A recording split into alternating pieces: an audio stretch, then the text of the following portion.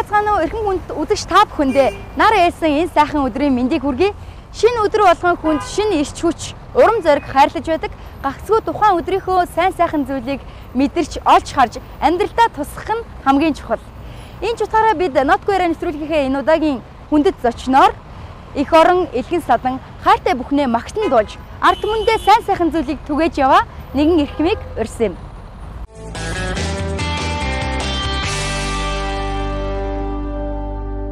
За намайг Даш Тундаг гэдэг Баяр Магнайн Даш Тундаг.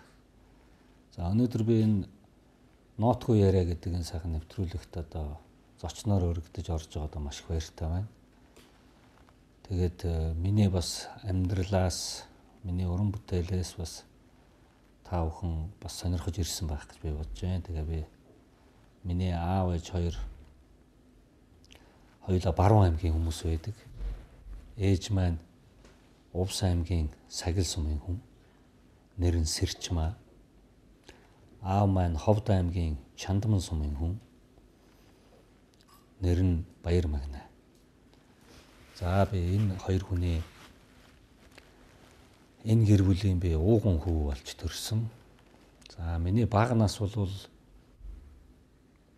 Улаанбаатар хотод өнгөрсөн. Би 1-р төрхөд төрсөн. Тэгээд 1-р цэцэрлэгээр хүмүүжээд 1-р сургуульд боловсрал эзэмшээд ингээд явж байгаа юм хүн.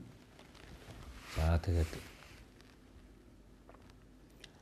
бага насндаа ер нь бол би ээжигээ их багадаа байхдаа алдсан. Би нэг 7 настай байхдаа ээжигээ энэ орвоогоос алдсан. Тэгээ аавтайгаа өөрийнхөө төрсөн 2 дүүтэйгээ бас амьдрах гэж цаашаа явж байгаад хамгийн бага охин дүүгээ бас энэ орвоогоос алдсан байдаг. Ингээ би өөрийнхөө дүү Батхүү гэдэг дүүтэйгээ хоёулаа аавтайгаа гуруулаа энэ орвоод сайхан амьдарч өдөө зэрэгтэй явж байна да. За миний аав бол надад одоо маш сайхан боловсролыг эзэмшүүлсэн юм хүн.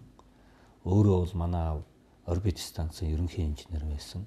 Холбооны мэрэгчлээ юм хүн. Тийм ч учраас намайг бас энэ холбооны мэрэгжлийн хүн болоосоо гэж бодсон баг. Тэгээ холбоон сургалтын төвд телевизийн анги гэд нэгтгэхэд анх намайг оруулж ирсэн юм байдیں۔ За ер нь бага нас маань бол баруун дөрвөн зам буюу Чихэр бомны үйлдвэрийн хойд талд байрлах 2 шар дөрвөн давхар байшинд бага нас маань өнгөрчээлээ. Өдөржингөө цэцэрлэгтээ явна, үдээс хойш ирэхлээрээ балкон дээрээ гарч шатраар автобус хийж тоглодог ийм хүүхэд байлаа. За тэгээд бага нас маань яг л тэр үед хүүхдүүд яаж байдаг вэ? Яг л тэр маягаар өнгөрсөн. Төрсөн өдрөө хаяахан нэг Гацтаунда мандрин явлаг хям идрээр одоо өөрийгөө төрсөн өдрийг хийж баясгаж ингэж л одоо өнгөрсөн дөө. Бага наснда телевиз зурагт бас дөнгөж үүсч өгсөж явах үед байсан ч тэр одоо өдөрт нэг 3 цаг үлээ 4 цаг нэг зурагт үзэл тэгэл унтдаг байсан ийм л үе байсан. Багада нөгөө байрныхаа хүүхдүүдтэй чулуугаар их нүүлгэлцдэг байлаа. Тэр үеийн хүүхдүүд тийм л байсан. За тэгээд эсхийн гутал өвөл болохоор эсхийн гутлан дээр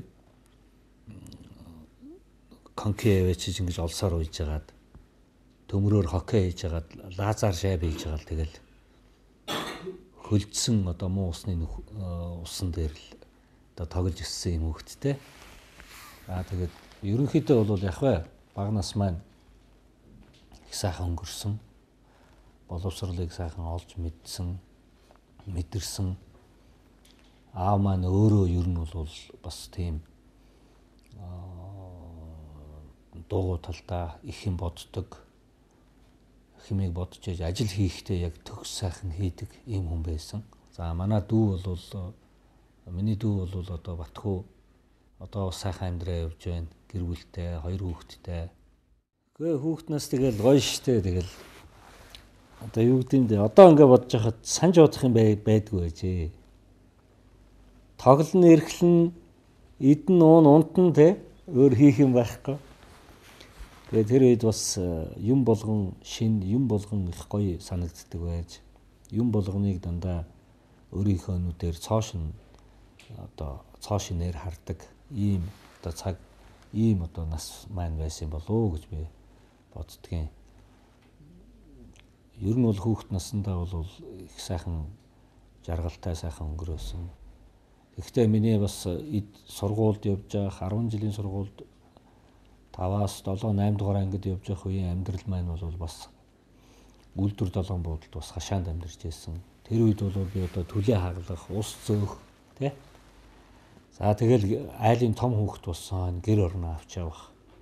Гэр орноо янзлах, төлөөгээ бэлдэх, ус аавах бүх ажлуудыг хийдэг.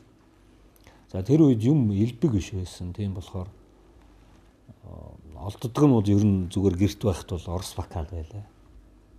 Орос вокал их өмсдөг байсан. Өвөл бол орос вокалтайгаа уулан дээрээс гулгадаг байлаа. Чарга марга гэж одоо юм байдгүй байсан шүү дээ өдөрт чи. Ер нь бол нэг иймэрхүү маягаар өнгөрсөн дөө. Тэгэл үйлдвэр долоон буудлаас 1-р сургууль хүртэл одоо автобусаар хичээлдээ явж ирдэг байсан юм уу. Ховор байх тусмаа л хүнд илүү одоо амьдралыг мэдрүүлдэг тий. Илүү их юм хүн олж мэдэрдэг, ойлгодог.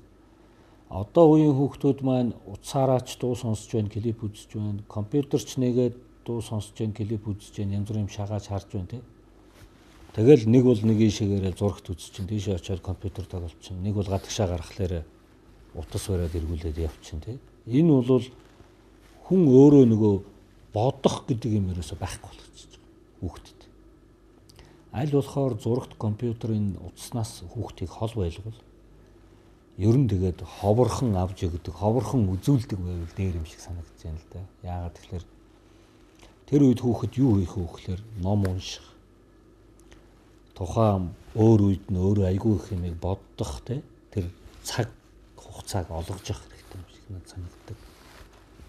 Тэгэхгүй болохоор хүүхдүүд маань сүүлдээ толгойн ажиллагаа байгаад юм ойлгох байгаа. Зүгээр бэлэн юм л хүлээж авдаг юм одоо болцоод байна шүү дээ тий. Энэ их аюултай. Идэж уух өмсөх зүүх нь бас хэлбэгчээд ирэхлээр хүүхдүүд юмд их гамгүй болж эхэлж байна. Бидний үед чинь бол хувцс их ховор байлаа. Тэгэл хаана л урагднуу оёол өмсдөг ийм л байсан шүү дээ. Аимсаа хүртэл урагдахад оёол өмсдөг. Ийм л байсан. Одоо бол яг юм элбэг байна зүгээр. Гэхдээ хүн өөрөө тэр элбэг байгаа зүйлээ маш гамтай хэрэгэл сурах хэрэгтэй юм шиг надад санагддаг тий. Одоо үеийн хүүхдүүд би хэлэхэд бол тэгж л захимаар байна. Одоо миний хой байж одоо тэгээд нэг ер нь яг ажил мэргэжилтэйгээ холбоотой юм уу? Би бол одоо ер нь хөдөө гарч байх их дуртай. Миний ганц хобби тэр. Тэгэл загсанд явах. Ер нь агаарт эрүүл агаарт гарч байх айгуу дуртай. Яагаад тэгэхээр ажил мэргэжлийн онцлог маань дандаа юм битүү газар байдаг. Ер нь бол цонх бараг байхгүй шахав.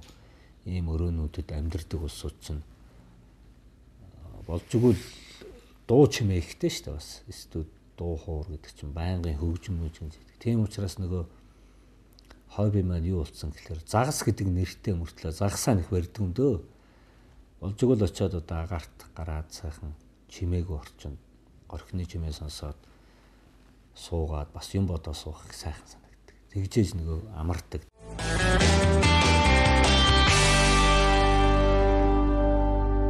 Дуучин даш домдог чадварлаг уран бүтээлчээс гадна сайн аав, сайхан хань, Монголын нэгэн сайхан гэр бүлийн өмг төвшгөн үлээ.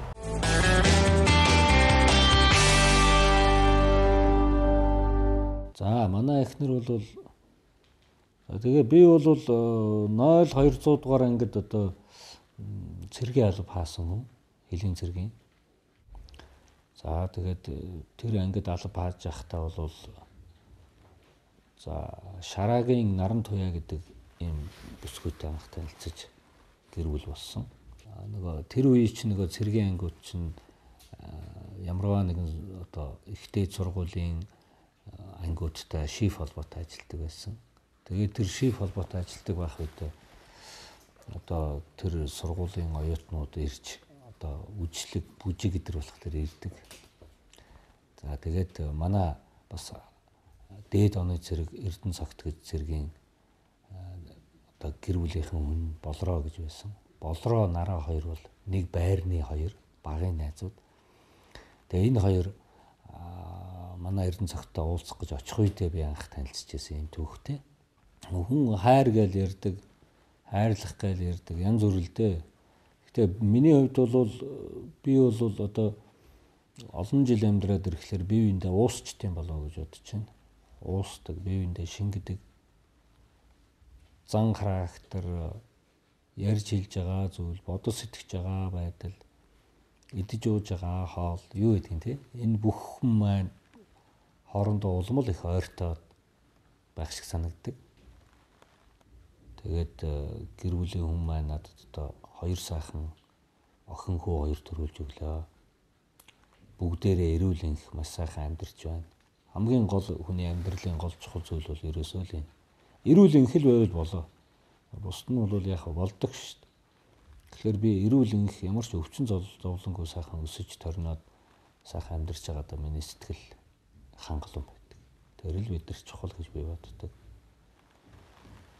Гэр бүлийн хүн маань бол одоо дээд сургууль төгссөн боловсралтай. Удирдлагын менежментийн одоо сургуулийг бас төгссөн. Бас удирдах авьяастай.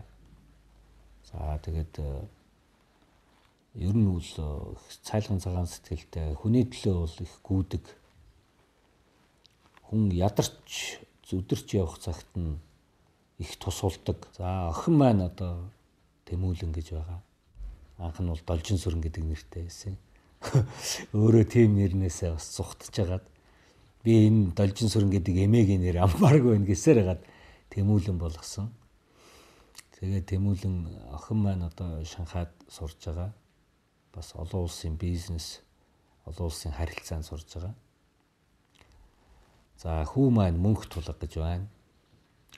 Хөгжин бүжгийн сургуульд одоо хийлээр сурж агаад тэгээ ер нь бол хараад байсан математикийн талдаа илүү их сайн хүн болохоор нь математикийн одоо сургалт их өндөртэй энэ 84 дугаар сургуульд одоо эсэс сургасан. Одоо энд бас математикаар нэлээд сайн сурж байгаа.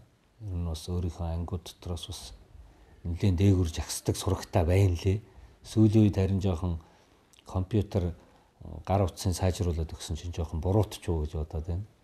Хичээлээ баг давтах болчиход байгаа. Тийм учраас бас зурагтаар дамжуулаад хүүгээ хичээлээ сайн давтаараа гэж хэлмээр байна. За нэг манай гэр бүл ерөнхийдөө ийм. За манай гэр бүлийн шинэ гишүүн бол одоо миний одоо нохоо Бөнжөг. Бөнжөг нэсэр.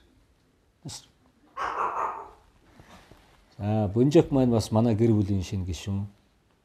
Бидэртэй одоо бас 2-3 жил хамт амьдарч байна. Би бас энэ нохоондоо их хайртай. За манай гэр бүл ер нь бол ийм дээ. Ер нь бол би хүүхдүүдээ нэг загнаад ахыг хүсдэг. Аль болохоор учрлаж юмыг тайлбарлаж хэлдэг. Тэгэхээр хүн өөрөө аяндаа хүний үгэнд орох нь илүү байдаг тий. Хүний үгийг хүлээж авахтаа сайн болдог. Дуулууртай болдог. Хүн загнаад ах тусмал хүүхэд цаашаа болоод байдаг шүү дээ. Тийм учраас ер нь аль болохоор бага загнаж. Дугуурх үедээ дугур гэдэг шүү дээ тий. Тийм учраас дугуурх үедээ л дугурдаг. Дугурдгүй үед бол би шаардлагагүй үед бол би тэгээ дуурайдах шаардлагагүй гэж боддог.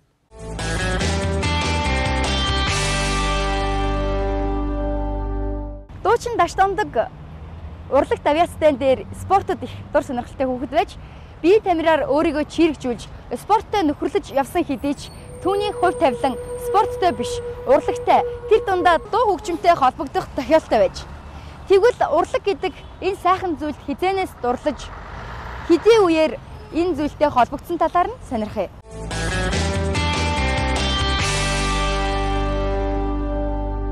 Жил байхдаа волейболын улсын эдгэрчүүдийн шгшээ мөн одоо сургуулийнхаа ангийнхаа одоо саксны шгшээ энтер гээл те. Тэгэл хөнгө атлетикийн 4-р спартакиадын одоо улсын 4-р спартакиадын 1000 метрийн гүйлтийн авраг мавраг энэ төр гэдэг тиймэрхүү л байлаа л да. Дангуудаг нэг бол спортоор айгүй хичээлэх дуртай. Тэгээ 10 жилд байх үедээ бол нэг гитар нэг бас сурч гисэн. Тэгээ ангийнхаа урлагийн үзлэгээд дэрт бас оролцдог байлаа. Тэгээ тэр үед ер нь бол холбоон сургалтын төвд орсноос хойш цахилгаан хөгжим гэдэг рүү орж гисэн. Тэгээд нөгөө тэр үеийн техникомч нэг одоо намрын ажил гэж явдаг байсан шүү дээ. Төмс хураалт, ногоон хураалт гэх. Тэгээд тэр ногоон хураалтын үеэр бид нар очоо байж хат манай Баатар хөө угтах гээд манай хоёр найз байсан. Одоо хоёулаа далайгаач босолдоо. Тэр хоёр найз маань анх над дээр ирж одоо миний сонсдог тэр үед сонсдог байсан Смоки Апа тэгээ Италийн бас Санрамогийн гой дуунуудыг хоёулаа дуулж чадахгүй, хоёулаа гитар дээр айгүй гой тоглодог байхгүй. Тэгэхээр би ч бас нэг үгийн мөрийн хазгаас урцсан байсан. Тэгэл гинт тийм юм яваад эхлэхлээр чинь сэтгэл хөөрөөл дагаал дуулсан чинь нэг хоёр чинь чи манай хамтлагт орчих гээл. Тэгэл анх хамтлагт орж исэн л да. Электроник хамтлагт. Тэгэл электроник хамтлагт ороод 4 жил тэнд тасралтгүй цахилгаан хөгжим тоглосон. Тэгэхдээ бөмбөр тоглож сурлаа, даралт хөгжим тоглож сурлаа, баскетаар тоглож сурлаа. Би баскетаар тоглоод дуулдаг байсан. Нэг иймэрхүү л байлаа л тий. Тэгэл тэндээс ер нь бол уран бүтээл рүү орж гисэн гэж хэлж болно. Одоо миний хамгийн ихний одоо хийсэн уран бүтээл гэх юм бол хилчин амплагтай хийсэн уран бүтээлүүд л тий. Тэрэн дотроос одоо бүрнээгчтэй нэг сүүн цагаан хорим гэдэг дуу хамгийн анх дуулж байлаа. Тэгэл ер нь Монгол дууны уран бүтээл бол тэндээс ирсэн гэж хэлж болно. Тэгэл тэрнээс хоошоо олон уран бүтээл рүү орсон л доо.